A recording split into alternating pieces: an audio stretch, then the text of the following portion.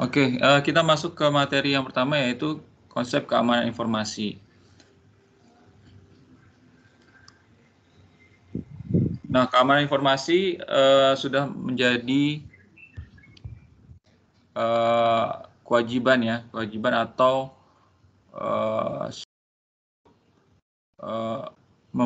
penyiaran informasi. Jadi karena informasi yang dulu sifatnya hanya berbentuk voice ya, atau berbentuk teks, itu sekarang sudah diunggah secara digital ya. Voice itu bisa dalam bentuk video atau audio recording, kemudian pertemuan live ya, atau pertemuan tatap muka itu bisa jadi video recording juga ya. Kemudian teks berbasis teks itu bisa di-convert menjadi informasi digital berbentuk Word atau data digital yang lain. Nah, ini adalah konsep dari yang namanya information based society. Jadi information based society ini adalah informasi yang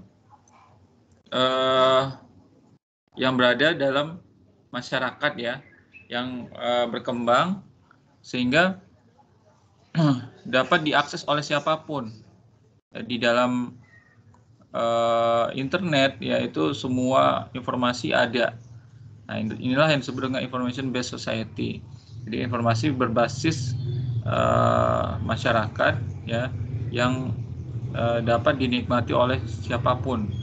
Nah, terkadang informasi ini bisa disalahgunakan, baik untuk kepentingan kejahatan atau cuman iseng-iseng aja ya. Misalnya kayak hoax ya, informasi hoax, kemudian perubahan modifikasi terhadap informasi, misalnya seperti penipuan ya, harusnya itu dari lembaga yang sah, misalnya dari bank ya, mengirimkan surat tagihan misalnya untuk yang kartu kredit gitu ya, harap membayarkan sesuai jatuh tempo ke rekening ini misalnya, tapi disalahgunakan oleh pelaku kejahatan dengan mengirimkan rekening nomor rekeningnya sendiri, miliknya sendiri. Akhirnya salah membayar bukan ke bank tapi ke pemilik rekening atau pelaku hack tadi ya. Nah, itu adalah information based society. Kemudian ya banyak sekali ya masalah-masalah hacking ya, itu di tahun 1997 itu ada airport lokal itu dapat memutuskan komunikasi di control towernya ya, sehingga tidak bisa berkomunikasi dengan pesawat. Dan masih banyak lagi yang merugikan perusahaan besar ya, seperti hasil survei juga bisa dirubah ya. Ya, kalau kalian mendengar waktu Pilpres kemarin katanya ada yang merubah hasil pemilihan umum ya. Nah, itu ada salah satu kejahatan ya. Kejahatan itu juga ada tingkatannya. Ada yang namanya script kiddie ya. Jadi hanya dia ikut-ikut di YouTube gitu ya. Kemudian dia coba-coba gitu ya. Ada yang sudah mulai profesional yang namanya dengan pen tester atau yang penetration testing ya. Jadi dia melakukan penyusupan ya, tapi dibayar oleh perusahaan supaya untuk mengetahui bug-bug yang ada di dalam komputer. Kalau itu yang white hackernya. Tapi kalau yang black hackernya itu atau yang untuk kejahatan itu ya lebih sadis lagi ya. Bahkan bisa berkembang namanya dengan advanced persistent threat ya. Ancamannya bisa berbentuk spionase atau yang tujuannya untuk menjatuhkan sebuah negara. Nah, itu APT attack namanya. Kemudian ini nggak terlalu penting ya. Kemudian ini definisi oleh beberapa ahli ya, bahwa mengatakan sebuah komputer itu aman jika ya softwarenya itu berjalan sesuai dengan yang ekspektasinya gitu ya. Jadi berjalannya normal. Kalau berjalannya tidak normal, maka ya kok ini harusnya nggak lambat nih gitu ya, cepet aksesnya, kenapa tiba-tiba jadi lambat. Nah, berarti kayak ada sesuatu yang menyusup ya ke dalam sistem sehingga memberatkan sistem ya. Misalnya kalian buka PDF kok lama nih, bisa sampai 10 menit. Biasanya cuma 3 menit sudah terbuka misalnya. Nah, ini ada kemungkinan di dalam PDF tersebut ada malware-nya ya. Kemudian menurut GJ Simon ya, keamanan informasi itu bagaimana mencegah penipuan ya, atau mendeteksi adanya penipuan di dalam sistem informasi. Nah, jadi keamanan itu dapat melakukan defense ya, atau pertahanan terhadap kejahatan-kejahatan informasi tadi. Kemudian ada yang disebut juga keamanan komputer, keamanan jaringan, keamanan internet. Nah, itu keamanan pada hal apa? Oh, pada hal komputer, keamanan pada hal jaringan, keamanan pada hal internet. Nah, artinya ya apa? Ya tergantung targetnya mana. Oh, targetnya di komputer, oh targetnya di jaringan, oh targetnya di internet. Nah, nanti kalau di dalam jaringan jaringan komputer itu kan ada 7 layer ya. Baik itu mulai dari layer fisik hingga layer aplikasi. Itu bisa diserang ya. Misalnya dalam layer fisik, misalnya kabelnya diputusin ya.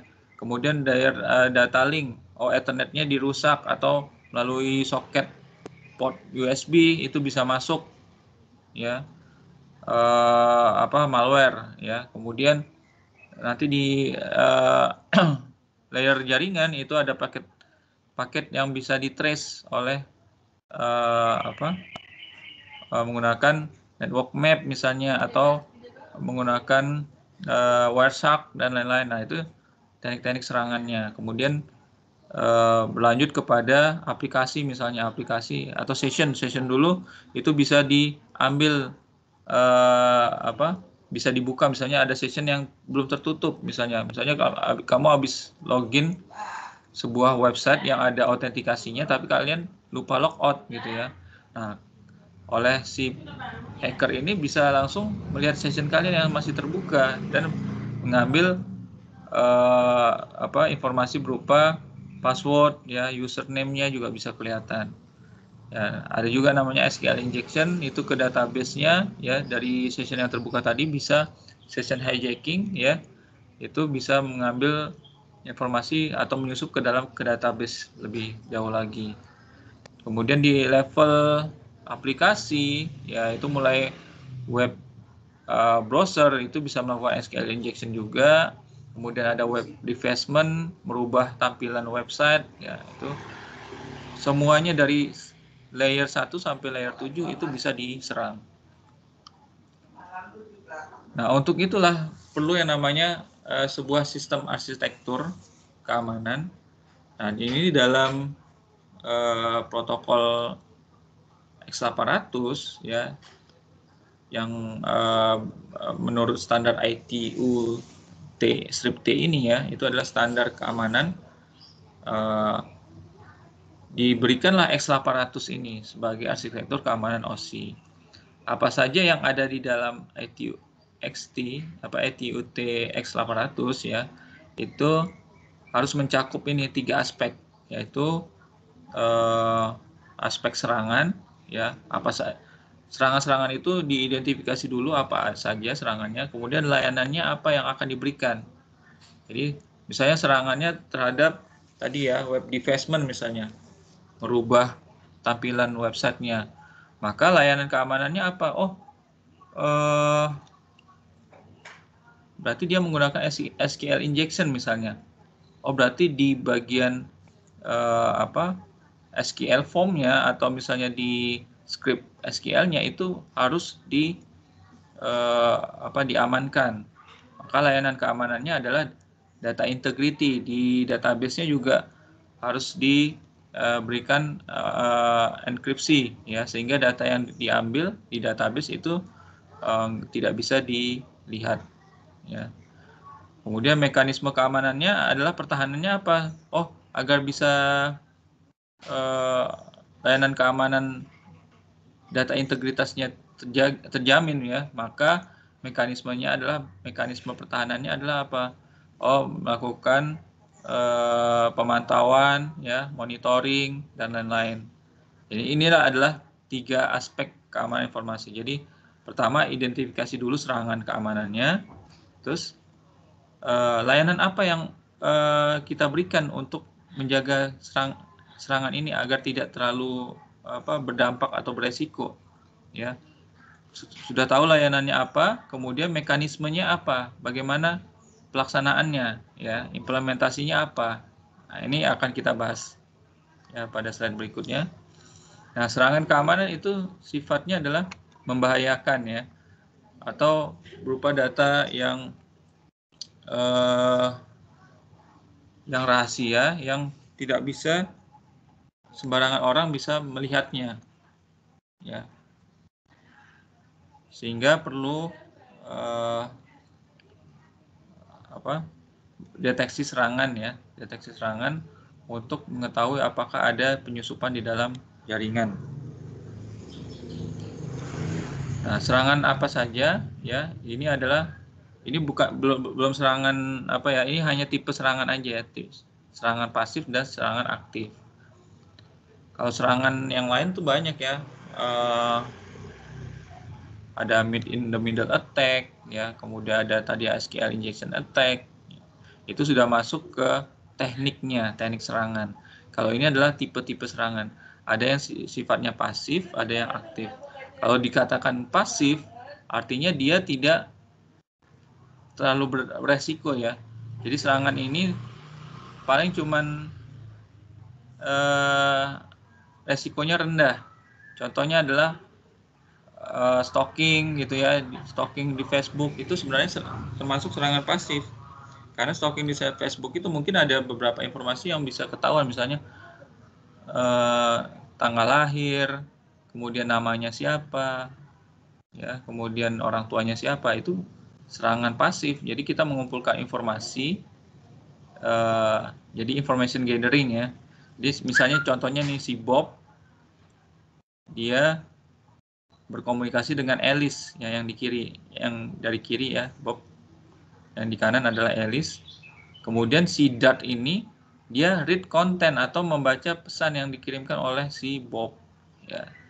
Nah, ini adalah information gathering, ya. Jadi cuma mengumpulkan informasi aja dari si Bob ini. Apa sih yang dibicarakan oleh si Bob dan Alice? Ada tanggal lahir nggak di situ? Ada nama nggak? Perusahaannya di mana, ya? Kalau perusahaannya di mana, bisa ini melakukan social engineering nanti, ya. Nyari emailnya, nyari nomor telepon perusahaannya, pura-pura nanti ngaku sebagai rekan kerja.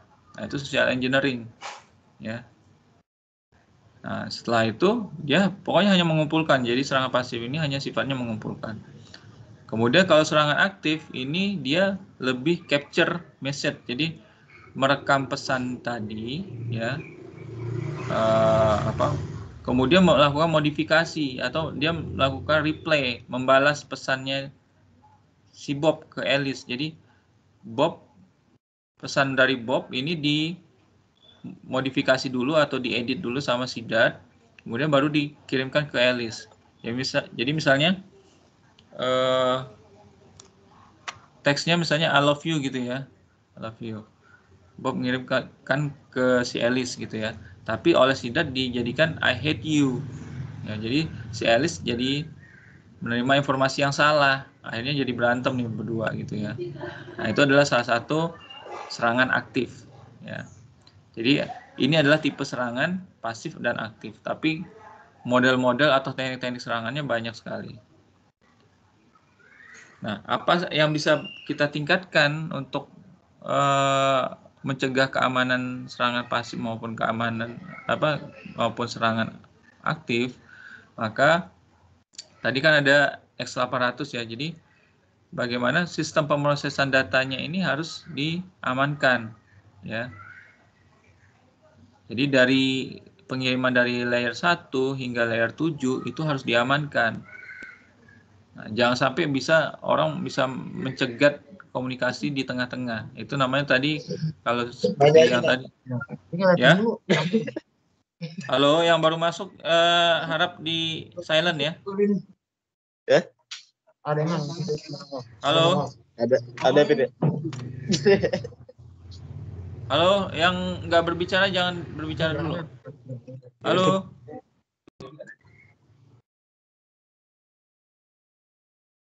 Halo? Oke, saya lanjutkan. Tolong kalau baru masuk ya, pastikan mic kalian itu turn off dulu ya. Kalau kamera nggak masalah ya. Oke, nah, jadi harus ada pemrosesan data yang aman ya dari sumber ke tujuan. Nah, X800 sebuah layanan yang disediakan oleh layer protokol sistem terbuka yang berkomunikasi yang menjamin keamanan memadai. Kemudian ada yang standar protokol lain ya, yaitu RFC 2828. Sebuah layanan pemrosesan atau komunikasi yang disediakan oleh sebuah sistem memberikan jenis perlindungan. Intinya ya, baik X800 maupun RFC 2828 ini memberikan keamanan komunikasi. Karena kita adalah sedang belajar jaringan, berarti komunikasinya komunikasi data dalam jaringan ya. Nah, layanan yang diberikan adalah ada autentikasi, ada kontrol akses, ada data confidentiality atau kerahasiaan data, integritas data, dan non-repudiation, artinya tidak jadi penolakan non-repudiation ya. Nah, autentikasi artinya bahwa menjamin komunikasi itu hanya dilalui oleh orang yang berhak ya. Jadi bukan komunikasi misalnya ini komunikasi saya di WhatsApp ya, misalnya menggunakan video call gitu ya. Nah, itu sah bahwa kita berkomunikasi dengan A dan B gitu ya. Bukan ada orang lain, pihak lain yang masuk ke dalam komunikasi kita. Kalau misalnya ada pihak lain yang masuk ke dalam komunikasi kita, berarti dia unauthentication, tidak sah gitu ya. Nah, jangan sampai ya dalam protokol X800 ini ada unauthentication, maka perlu dijamin namanya layanan autentikasi. Kemudian akses kontrol. Nah, ini bagaimana dalam pengaksesan data itu benar-benar tidak ada kesulitan kita mengakses data tersebut. Kita punya hak untuk melakukan, kan kalau misalnya di privilege itu ada create, edit ya, modify, delete gitu ya. Jangan sampai kita misalnya mau melakukan modify, kita berhak dengan data tersebut, tapi mau modify nggak bisa. Ya, ternyata sudah dikuasai oleh hacker gitu ya. Seperti contoh ransomware ya. Kita mau buka komputer kita nggak bisa. Nah, ini berarti akses kontrolnya terganggu. Ya, jadi ada penggunaan sumber daya yang tidak sah ya di dalam akses kontrol itu. Jadi kita akses kontrol ini mencegah penggunaan sumber daya yang tidak sah. Kemudian ada data confidentiality, artinya data tadi tidak bisa terbuka oleh orang lain, hanya kita yang sebagai pemilik sah yang bisa melihat data tersebut. Kemudian data integrity berhubungan dengan modifikasi ya, integritas ya. Jadi kalau confidentiality berarti kerahasiaan, tidak terbuka. Kalau data integrity berarti integritas tidak dirubah-rubah oleh orang lain. Kalau non-repudiation itu melindungi dari penolakan. Jadi misalnya saya mengirimkan A ke B, tapi kok nggak bisa saya kirim ke A ke B, berarti itu ada penolakan. Ada layanan yang terganggu, itu non-repudiation. Nah, itu biasanya contohnya adalah serangan DDoS ya, denial of service. Jadi misalnya contohnya saya mau ngambil duit di ATM, ternyata ATM-nya down, ternyata ada yang hacker yang merusak tersebut ya, sehingga jadi down gitu ya. Nah, itu namanya non-repudiation. Kemudian mekanisme keamanan. Nah, setelah kita punya nih ya layanan keamanannya, tadi ada autentikasi, ada non-repudiation, ada data integrity, data confidentiality ya. Nah, apa yang harus kita lakukan ya dengan layanan-layanan tadi ya. Nah, Ini bisa kita mekanismenya ya, misalnya tadi untuk autentikasi, berarti kita harus siapkan encryptment atau kriptografinya ya. Jadi kekuatan kriptografinya kita harus siapkan untuk autentikasinya. Misalnya ada beberapa kriptografi dia menggunakan kunci klasik, ada yang menggunakan kunci modern ya, atau yang lebih canggih lagi gitu ya. Nah, kunci klasik itu di zaman misalnya orde lama ya, zaman orde lama itu udah nggak dipakai lagi. Nah, sekarang zamannya modern ya, itu ada ya disebut dash, ada triple dash. Nah, kunci-kunci tersebut nanti semakin modern lagi, semakin hebat algoritma pemrosesan kuncinya, sehingga ada AES ya, kemudian AES-nya juga meningkat, kuncinya semakin rumit ya. Kuncinya semakin rumit sehingga nggak akan mudah dibongkar gitu. Nah, ini encryptment. Kemudian ada pertukaran kunci, ada digital signature ya. Nggak sembarangan orang yang bisa ngambil kunci tersebut, harus pemilik yang sah yang bisa ngambil kunci. Jadi kalau misalnya kunci rumah ya, oh saya mau kasih ke B nih, tapi B lagi jalan ke sini, gimana saya mau ngasih? Ya udah saya taruh di bawah keset kaki misalnya, ya di bawah keset kaki, nanti orang atau di pot gitu ya, nanti orang masuk ambil di pot tersebut. Nah, kalau orang yang tidak berhak harusnya kan nggak tahu dong posisi potnya di mana, kemudian keset kakinya di mana. Nah, makanya harus ada pertukaran kunci yang baik ya. Jangan sampai orang dengan mudah ngambil kunci tersebut yang ada di keset tadi. Kemudian ada akses kontrol ya, maka kita di akses kontrol ini bisa kita gunakan itu privilege user ya. Jadi kalau di Windows ya, itu ada bisa melakukan modify, ada creation, ada kemudian ada editing ya. Itu nggak bisa sembarangan, maka perlu juga di password juga bisa ya.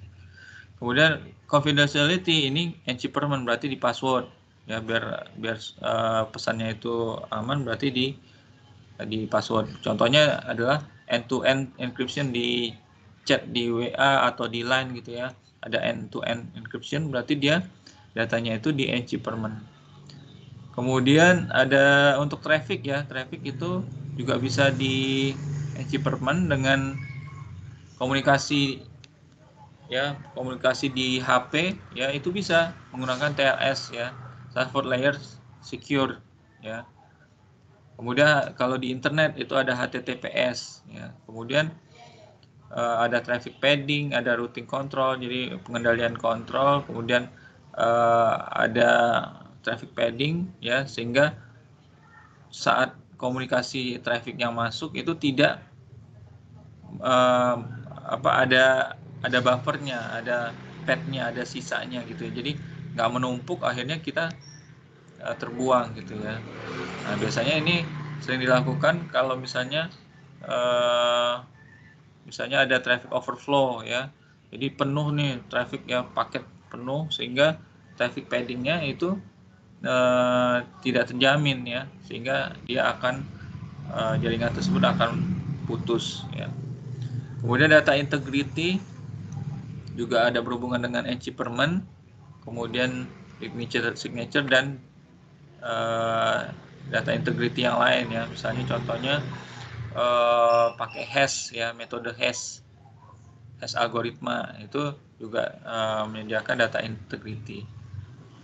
Hash algoritma itu seperti checksum ya, jadi dia ngecek dulu apakah datanya berubah. Misalnya contohnya kamu ngirimkan file 10 kilobyte, tapi yang teman kamu terima itu 11 kilobyte. Berarti ada 1 kilobyte data yang janggal gitu ya. Nah, kemungkinan 1 kilobyte itu adalah ransomware, adalah malware ya, yang menyusup dalam file kamu itu gitu ya, atau virus gitu. Kemudian non repudiation, ya, biar tidak terjadi penolakan maka ya harus ada digital signature-nya bahwa tanda tangannya sah ini, atau bahwa kamu pemilik kunci yang sah, maka harus ada digital signature dan data integrity. Kemudian agar servisnya tersedia, maka itu data integrity tidak berubah dan ada pertukaran autentikasi. Nah, ini contoh mekanisme aja ya. Jadi sebenarnya ini masih general. Sebenarnya lebih spesifiknya lebih kepada teknik pertahanannya nanti. Contohnya misalnya encryptment. Berarti bisa menggunakan kriptografi ya. Tekniknya apa? Oh, pakai DES, pakai AES. Ya, kuncinya pakai DES, pakai AES algoritmanya. Kemudian digital signature ya menggunakan SHA. Kemudian ada RSA juga ada, access control bisa menggunakan access control list yang ada di router, kemudian account privilege ya, kemudian data integrity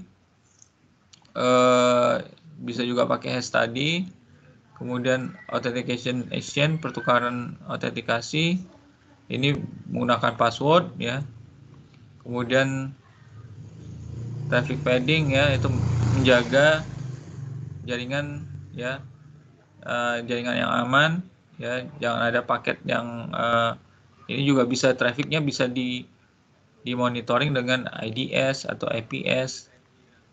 Nah, ini kemudian juga pakai firewall juga bisa ya untuk mengamankan traffic padding.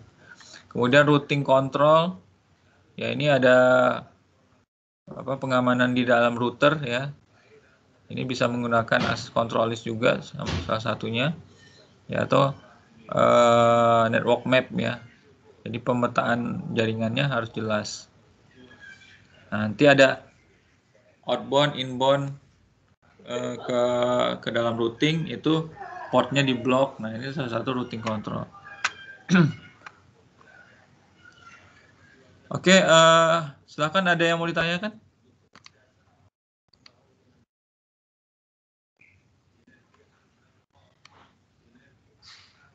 Halo?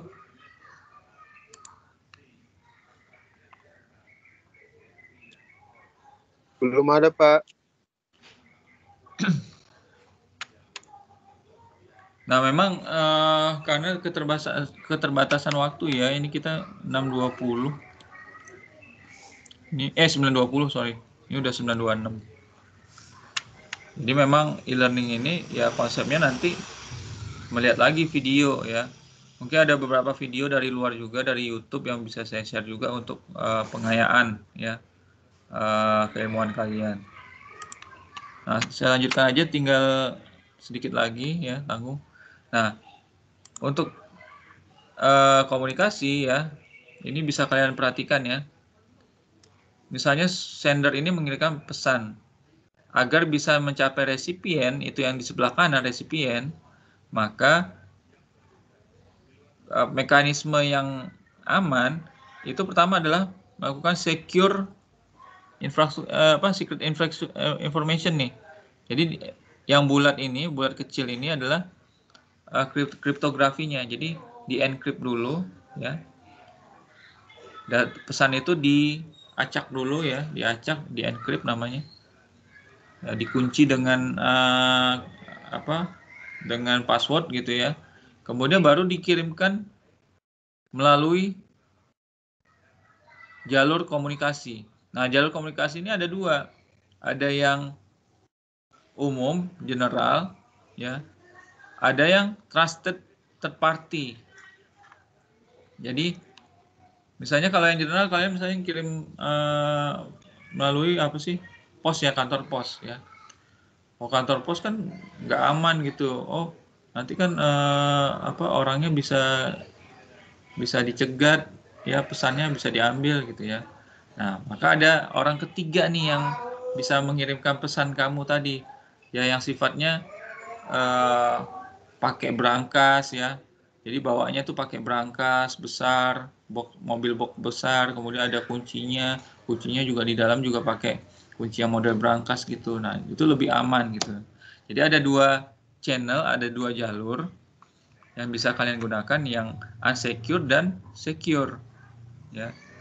Atau misalnya kalau tadi ya untuk komunikasi voice menggunakan TLS ya, ada secure-nya. Kalau di internet menggunakan HTTPS ya. HTTP-nya yang umumnya, yang unsecure-nya. Kalau yang secure-nya HTTPS gitu. Baru setelah melewati channel, maka sampailah ke sisi penerima. Tapi nggak bisa langsung diterima oleh penerima, tapi di decrypt dulu ya, menggunakan kunci. Nih ada bulat di kanan ya, itu di decrypt dulu pesannya, dikembalikan ke menjadi plain text ya, atau teks dasar, teks awal, baru disampaikan kepada penerima gitu ya. Jadi ada mekanisme pertama autentikasi ya. Pertama dikasih password dulu di sebelah kiri, kemudian masuk ke jalur data integrity, kemudian non repudiation, kemudian masuk mekanisme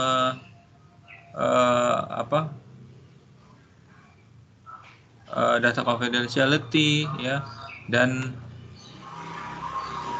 ini ya tadi apa saja, akses kontrol ya, itu ada di dalam secure channel ya. Kemudian baru di decrypt dengan autentikasi lagi, baru sampailah pesan kepada resipien.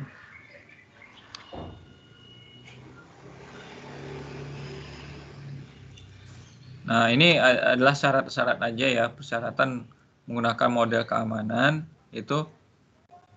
Cari dulu algoritma yang cocok ya. Jangan sampai kalian buat kunci ya, atau menggunakan kunci yang ribet gitu ya. Misalnya mau masuk ke komputer kalian password dulu, atau laptopnya digembok dulu ya. Oh, nggak boleh. Kalau nggak ada gembok, nggak bisa buka laptop ya.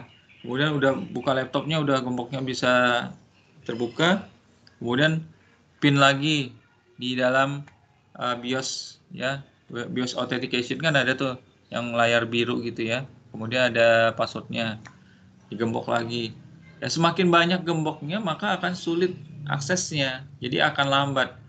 Buka gembok tadi udah lama, kemudian masuk BIOS lagi, kunci lagi, kemudian nanti di Windowsnya ada kuncinya lagi, kemudian mau buka file PDF ada kuncinya lagi ya. Terlalu banyak pemrosesan keamanan akan mempersulit bagi pengguna untuk mengakses ya. Jadi harus rancangan algoritmanya yang cocok ya, sesuai dengan kecepatan ya, performa. Jadi performa itu berbanding terbalik dengan keamanan. Terus mengembangkan metode distribusi kuncinya ya, kemudian protokol yang digunakan. Nah, ini contoh untuk requirement untuk model keamanan. Nah, ini contohnya adalah ada gatekeeper function ya. Itu bentuknya seperti firewall ya. Jadi akan ada port-port yang terbuka, tertutup ya, itu di gatekeeper function. Oh, ini datanya mau dikirim kemana? MAC address-nya di mana? IP address berapa? Gitu ya. Itu ada di gatekeeper function. Kemudian akses control, akses channel ya, itu tadi ya, ada yang secure channel, ada yang unsecure channel.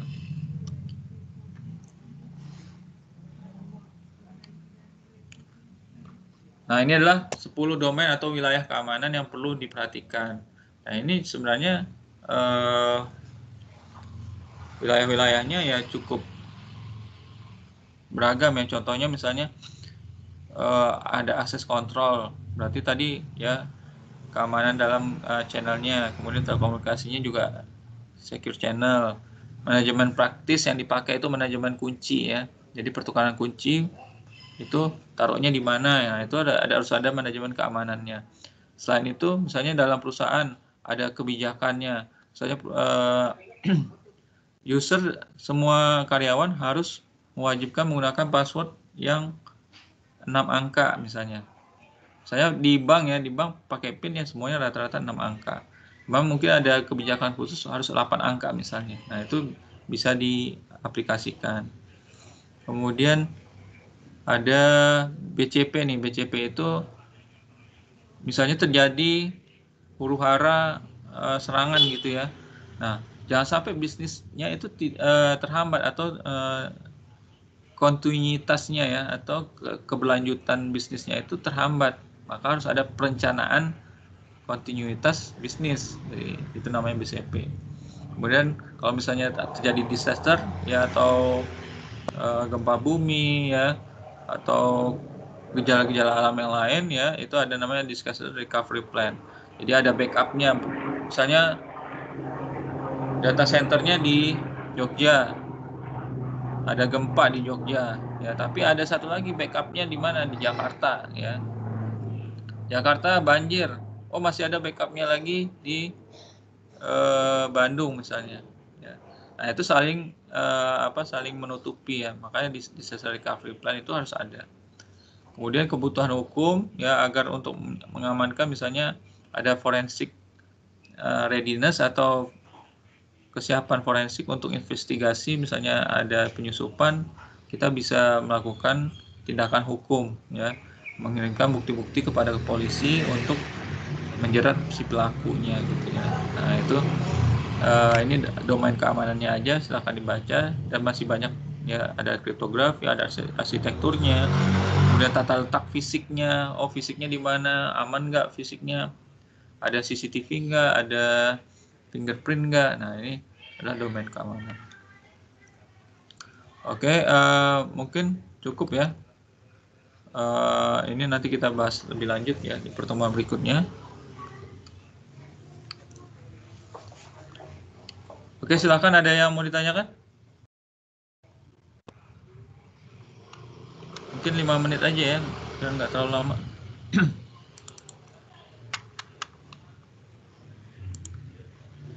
Halo. Ya, halo, Pak. Iya, Pak. Saya mau tanya nih, Pak.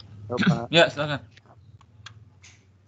Ini kan keamanan jaringan hubungannya sama nggak sih dengan VPN? Sama, masuk ya. VPN itu juga salah satu secure channel ya. Jadi, tapi VPN ini kan dipakai untuk remote. Ya, remote. Misalnya kamu masuk dari jaringan luar, dari internet, kemudian masuk ke dalam jaringan internal ya, atau LAN dari kantor kamu misalnya. Nah, dari luar ke LAN perusahaan itu kan nggak boleh sembarangan, harus ada autentikasinya ya. Di VPN itu nanti ada autentikasinya, ada data integrity-nya, kemudian ada firewall-nya juga ya. Ada mekanismenya. Nanti kita jelaskan di pertemuan berikut. Kenapa? Oke, Pak. Ini mau ada lagi. Itu kan waktu pas ada demo ya di bulan Mei kan kita internet dibatasin tuh sama pemerintah ya. Mau nggak mau kita kalau kayak ngirim foto, video lewat WA itu mau nggak mau harus pakai VPN, Pak. Tapi pada saat itu banyak laporan kejadian mobile bankingnya para pengguna tuh saldo pada hilang semua, Pak. Gitu loh. Jadi ketika mereka pada menggunakan aplikasi VPN, itu kan langsung banyak laporan nih, wah pemerintah gimana nih, kayak gitu kan. Terus banyak saldo di mobile bankingnya pada hilang nih. Nah terus gimana itu, Pak, untuk kasus kayak gitu? Ya itu memang setiap setiap sistem keamanan itu pasti ada lubangnya gitu, ada makanya harus di audit secara berkala ya. Contohnya misalnya kamu punya ruangan udah digembok, dikunci ya, kemudian atapnya dikasih tralis misalnya ya, jendela kasih tralis, ternyata dia masuknya dari mana? Dari bawah, dari tegel ya, dari keramik gitu loh ya. Seperti contoh kemarin tuh, penjara bisa jebol ya, siapa tuh yang narkoba ya, bisa masuk dari bawah, bisa keluar ya dari bawah dia buat terowongan. Jadi yang paling sulit itu sebenarnya adalah pertahanan. Jadi kalau pencuri itu atau penjahat itu ya berusaha mencari apa yang bisa dia laluin gitu ya. Menggalang tikus pun bisa gitu ya, asal dia bisa mendapatkan apa yang dia inginkan itu. Nah, termasuk VPN juga ada kelemahannya banyak ya, dan itu memang harus pemerintah kan memberikan sebuah solusi, hanya sebuah solusi gitu ya untuk keamanan. Tapi mungkin banyak orang untuk mencari celah-celah tersebut, jadi nggak bisa disalahkan juga pemerintah gitu loh ya, karena sulit. Hacker itu dimanapun dia bolongnya bisa disusupin gitu ya. Nah, kalau sistem keamanan yang nggak siap atau yang sifatnya tergesa-gesa ya pasti ada bolongnya. Tapi kalau misalnya memang di awal-awal sudah disiapkan sistem keamanannya, misalnya di perusahaan, tahap 1 nih, kita lihat nih dalam 1 tahun pertama nih bagaimana sistem keamanan yang kita terapkan, ada nggak kebocoran data? Oh masih ada, diaudit lagi ya. Tahun kedua diimplementasi sistem keamanan baru, pertahanannya apa, tambah lagi VPN misalnya. Oh masih ada yang bobol juga tahun kedua. Jadi nggak mudah untuk menerapkan sistem keamanan langsung. Bahkan seperti Zoom aja masih bisa bobol gitu kan awalnya gitu kan. Kemudian ditambah lagi. Besok-besok nih udah Zoom versi 5 ya. Masih bobol juga ya, tambah lagi yang keamanan baru apa yang bisa ditutupin gitu ya bolongnya itu. Nah, nanti ya makanya ada profesi itu namanya bug hunter ya. Jadi dia mencari bug-bug yang ada, kemudian dia kirimkan kepada perusahaan itu, ini saya nemuin lubang keamanan di sini nih, bisa disusupin. Itu nanti kamu bisa dikasih sejumlah dana gitu ya, namanya bug hunter. Jadi nggak ada yang namanya sistem keamanan itu yang benar-benar aman gitu untuk saat ini ya. Semua mekanisme pembobolan itu dilakukan oleh hacker. Jadi pemerintah tuh cuma berusaha untuk ini yang menurut saya ini aman nih, tapi ya kebobolan ya udah. Cuman ada yang forensik readiness nggak gitu ya? Forensik readiness itu kesiapan forensiknya, pemerintah harus siapin itu sehingga misalnya ada kebobolan tadi bisa diambil bukti-buktinya, dibawa dituntut ke pengadilan gitu atau ke kepolisian ya, dilaporin gitu. Nah, mungkin forensik readiness-nya itu nggak siap kemarin, jadi mungkin nggak, laporan-laporan yang masuk nggak bisa diusut gitu misalnya. Tuh. Jadi banyak faktor sih kalau di kamarnya, agak susah ya kalau ya menyalahkan satu hal, dua hal gitu agak susah gitu loh. Ya, makasih. Ya.